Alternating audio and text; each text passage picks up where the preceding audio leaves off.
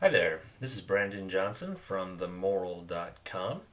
This is my first ever video post, and so I hope it goes well, and I'm glad you're checking it out. I'm calling these quick thoughts.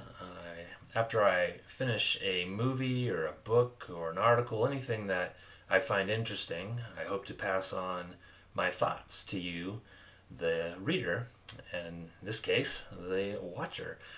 My first movie that I am doing tonight is the Twilight Saga Eclipse.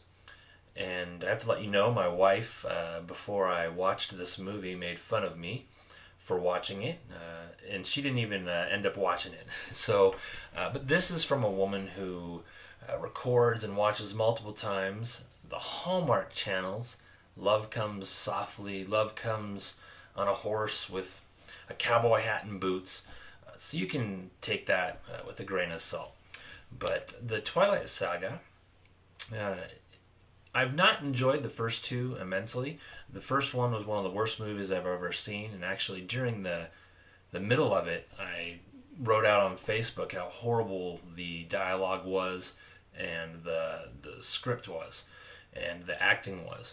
It's gotten progressively better over the next two. The second one was a little bit better than the first, and the third one was better than the second.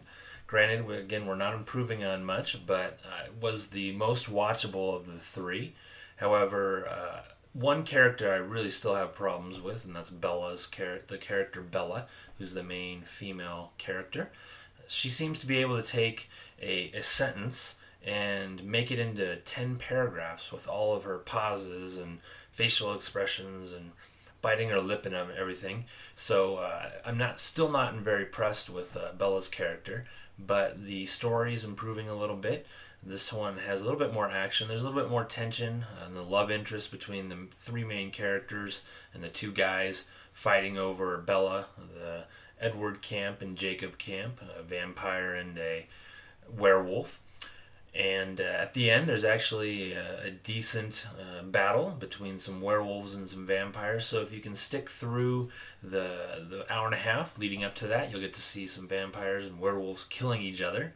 And one thing that makes it difficult for me to enjoy these movies immensely is the premise that these teenagers, are grappling with these issues that many adults don't even end up grappling with, but those who do are doing so later in life. And I liken it to an R&B singer who's 12 years old singing this song about the woman of his dreams, woman of his life, who he loves so much, and at 12 years old, of course, he's feeling all those things.